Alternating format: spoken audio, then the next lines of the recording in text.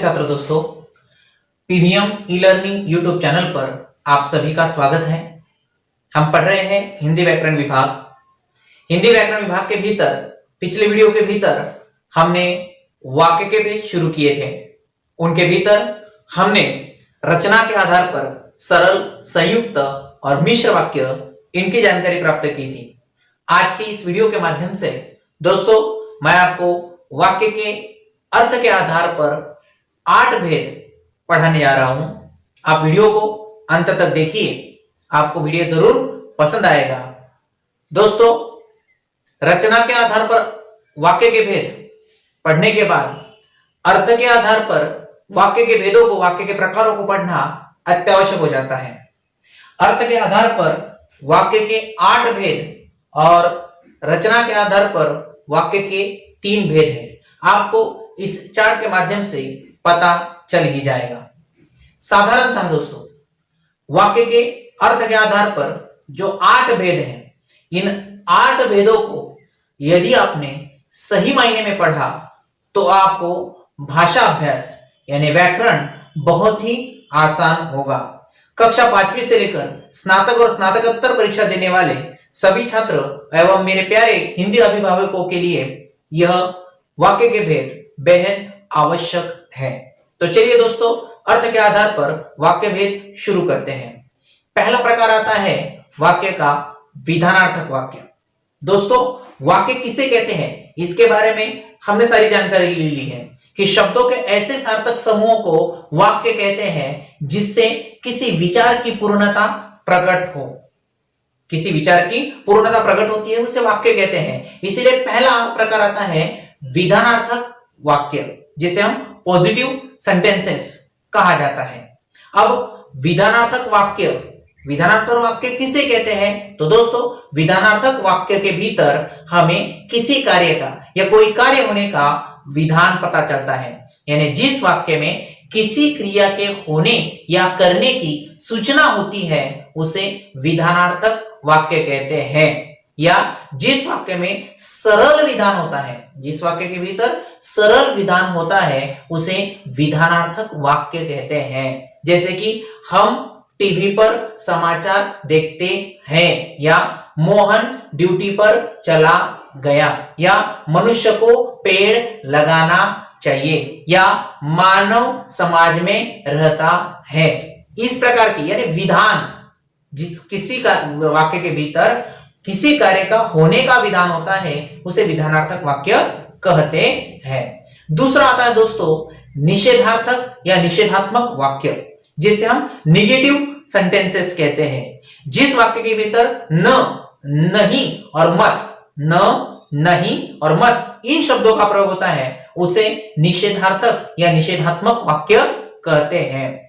जिस वाक्य के भीतर किसी बात के न होने का, जिस वाक्य के भीतर किसी बात का न होने का पता चलता है उसे निषेधात्मक वाक्य कहते हैं। यानी जो वाक्य किसी विषय का अभाव सूचित करता है या कमियां बताता है उसे निषेधार्थक या निषेधात्मक वाक्य या निगेटिव सेंटेंसेस कहते हैं। जैसे कि मैं गांव नहीं जाऊंगा, नहीं, या तुम पढ़ाई मत करो, मत, या लक्ष्मी ने आज भी दूध नहीं दिया, लक्ष्मी ने आज भी दूध नहीं दिया, या आपका आना उचित नहीं है, आपका आना उचित नहीं है। इस प्रकार के न, नहीं और मत ऐसे ऐसे, या न ऐसे मत करो, यानी ऐसे न, नहीं और मत इन शब्दों का प्रयोग निषेधार्थक वाक्य के भीतर किया जाता है।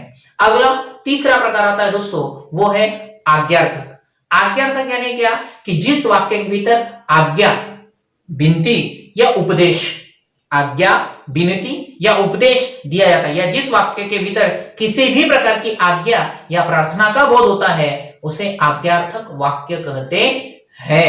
अब आज्ञार्थक यानी क्या, तुम पढ़ाई करो, या आधार पर कहा जाता है सत्यम कि तुम साथ बोलो, या और बताया जाता है रोज सुबह 5 बजे उठो, या प्रतिदिन योग करो, यानी आपको आज्ञा उपदेश किया जाता है, वहां पर आज्ञार्थक वाक्य होता है। अगला चौथा प्रकार आता है दोस्तों, वो है प्रश्नार्थक वाक्य। अब प्रश्नार्थक वाक्य किसे कहते हैं कि जिस वाक्य में किसी भी प्रकार का प्रश्न किया जाता है उसे प्रश्नवाचक या प्रश्नार्थक वाक्य कहते हैं। जैसे कि जिस वाक्य के भीतर प्रश्न पूछने का बोध होता है या प्रश्न पूछा जाता है उसे प्रश्नार्थक वाक्य कहते हैं। तुम कहाँ जा रहे हो, तुम्हें पढ़ाई करने में कुछ समस्या आ रही है, यानी जिसमें प्रश्न पूछा जाता है। शाम घर कब जाएगा, यानी कब, कहाँ, किसने, किसको, कैसे, किस लिए, इन शब्दों का प्रश्नवाचक सर्वनामों का प्रयोग प्रश्नवाचक वाक्य में या प्रश्नार्थक वाक्य में किया जाता है। अगला पांचवा प्रकार आता है दोस्तों, वो है विस्मयादि बोधक वाक्य या विस्मयार्थक वाक्य। अब विस्मयादि बोधक वाक्य या विस्मयार्थक वाक्य किसे कहते हैं कि जिस वाक्य के भीतर आनंद, हर्ष, दुख या नकल या आश्चर्य आदि का भाव प्रकट होता है। ध्यान में आ रहा है, आश्चर्य, पीड़ा, विस्मय, आश्चर्य, पीड़ा या विस्मय का भाव जिस वाक्य के भीतर आता है उसे विस्मयार्थक या विस्मयादि बोधक वाक्य कहते हैं। वाह कितना सुंदर ताज है, वाह, अरे रे बहुत बुरा हुआ, या वह बताया जाता है बाप रे कितना बड़ा सांप, यानी आश्चर्य का भाव जिस वाक्य में प्रयुक्त होता है उसे विस्मयादि बोधक या विस्मयार्थक वाक्य कहते हैं। अगला छठा प्रकार आता है दोस्तों, वो है इच्छार्थक वाक्य।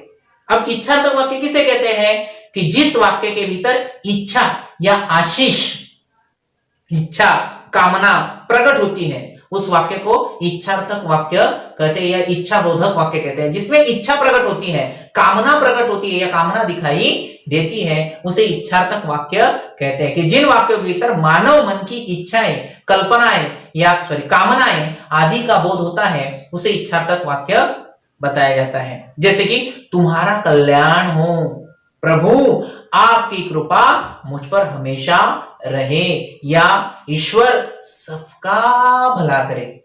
ऐसे वाक्यों का प्रयोग इच्छार्थक वाक्यों के भीतर किया जाता है। अगला सातवां प्रकार आता है दोस्तों, संदेह सूचक वाक्य। अब संदेह सूचक वाक्य किसे कहते हैं कि जो वाक्य संदेह अथवा संभावना को, जो वाक्य संदेह अथवा संभावनाओं को प्रकट करता है। जिस वाक्य के भीतर किसी भी प्रकार का या किसी पर संदेह सूचित किया जाता है या संभावनाएं प्रकट की जाती है उसे संदेह सूचक वाक्य कहा जाता है। जैसे कि अब काम, यह काम उसी लड़के का होगा, संदेह, उस पर शक किया गया है, यह काम उसी लड़के का होगा।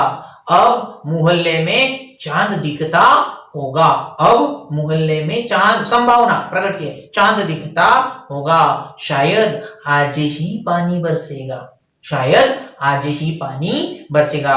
बड़े भाई घर पर आ गए होंगे, संभावना, आ गए होंगे, संभावना। या घर खरीदने कल कोई आने वाला है, कल कोई आने वाला है, संभावना जहां पर प्रकट होती है उसे संदेह सूचक वाक्य कहा जाता है। अगला प्रकार आता है दोस्तों अंतिम, संकेतार्थक या संदेश सूचक, संकेतार्थक या संदेश सूचक वाक्य। किसे कहते हैं संदेश सूचक या संकेतार्थक वाक्य? तो दोस्तों जिन वाक्यों के भीतर संकेत अथवा अपेक्षा अथवा शर्त पाई जाती है वहां पर संकेतार्थक वाक्य होता है। कि जिस वाक्य के भीतर संकेत अथवा अपेक्षा अथवा शर्तें पाई जाती हैं उसे संकेतार्थक या संदेश सूचक वाक्य, संदेश सूचक वाक्य कहते हैं। जैसे कि वह बुलाए तो मैं जाऊंगा, वह बुलाए तो मैं जाऊंगा। यह वाक्य आता है वह पढ़े तो मैं पढ़ाऊंगा, वह पढ़े तो मैं पढ़ाऊंगा। या सीता खाएगी तो राम पानी पिएगा, यानी वहां पर संदेश बताया जाता है। इस प्रकार 8 भेद माने जाते हैं दोस्तों। पहला विधानार्थक, दूसरा निषेधार्थक, तीसरा आज्ञार्थक, चौथा प्रश्नार्थक, पांचवा विस्मयार्थक, छठा इच्छार्थक, सातवां संदेश सूचक, संदेह सूचक, आठवां संदेश सूचक या संकेतार्थक। इस प्रकार के 8 भेद अर्थ के आधार पर वाक्य के माने जाते हैं। यदि आपको यह रचना और अर्थ के आधार पर प्रयोग रचना के आधार पर और अर्थ के आधार पर वाक्य के भेद समझ में आते हैं तो वीडियो को अंत तक देखिए और चैनल को लाइक और सब्सक्राइब करना न भूलिए। धन्यवाद।